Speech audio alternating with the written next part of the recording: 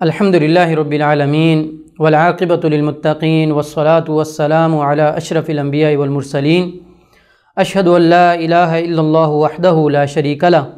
واشہد ان محمدا عبدہ ورسولہ اما بعد۔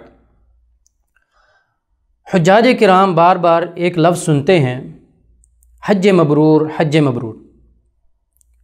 اس کا معنی کیا ہے، اس کا مفہوم کیا ہے، اس کا مطلب کیا ہے، حج مبرور کسے کہتے ہیں، انشاءاللہ آج کی اس گفتگو میں ہم اس کو واضح کریں گے۔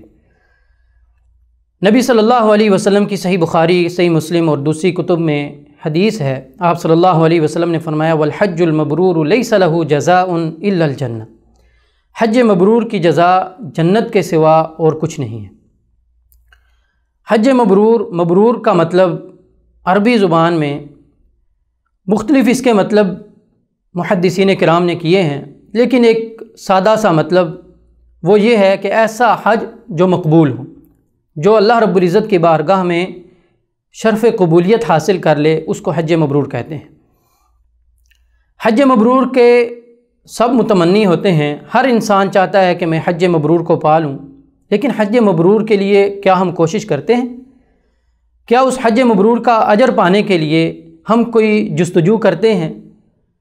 آئیے دیکھتے ہیں کہ حج مبرور کے لیے کن کن چیزوں کی ہمیں ضرورت پڑتی ہے۔ حج مبرور کے لیے سب سے اہم چیز، سب سے جو خاص چیز ہے وہ یہ ہے کہ انسان کی نیت خالص ہو، انسان کی نیت کے اندر کوئی تکبر، کوئی ریاکاری، کسی قسم کا کوئی گمنڈ نہ ہو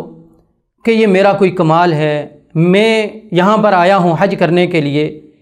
یہ میرے اندر کوئی ایسی چیز تھی جس کی وجہ سے میں آیا ہوں، ایسی کوئی بات اس کے ذہن میں نہیں ہونی چاہیے، بلکہ خالصتاً وہ اللہ رب العزت کی رضا، اللہ رب العزت کی توفیق، ان چیزوں کو اپنے سامنے رکھے کہ اللہ رب العزت نے مجھے یہ توفیق بخشی اور میں یہاں پر آیا ہوں۔ اس کے بعد جو دوسری چیز ہے وہ نبی صلی اللہ علیہ وسلم کی سنت، نبی صلی اللہ علیہ وسلم کا طریقہ ہے کہ ایک انسان ہر عمل میں،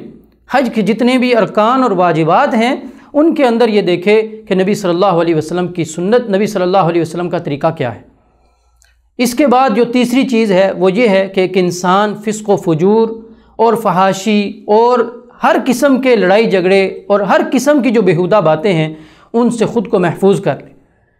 ہم حجاج کرام کو دیکھتے ہیں کہ اکثر طور پر وہ ان چیزوں کا خیال نہیں رکھتے، ان کی زبان جو ہے جس طرح پہلے چل رہی ہوتی ہے ویسے ہی چل رہی ہوتی ہے،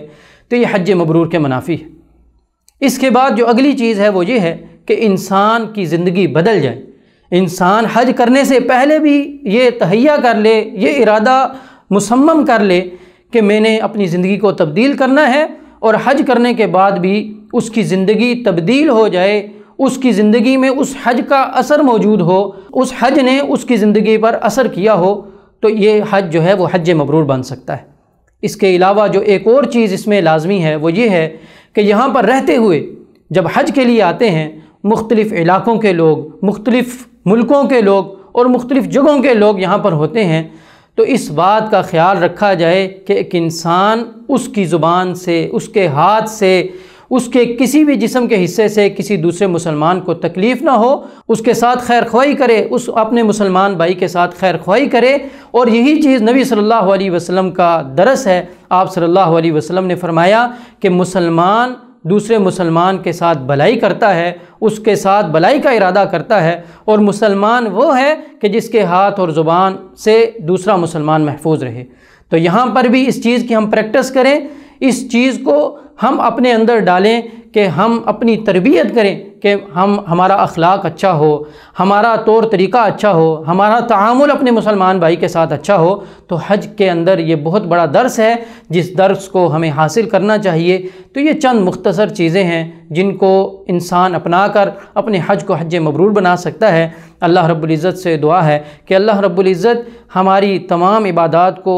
اپنی بارگاہ میں قبول فرمائے، اور اللہ رب العزت تمام حجاج کرام کے حج کو حج مبرور بنائے۔ اقول قولی ھذا استغفر اللہ لی ولکم ولسائر المسلمین والمسلمات۔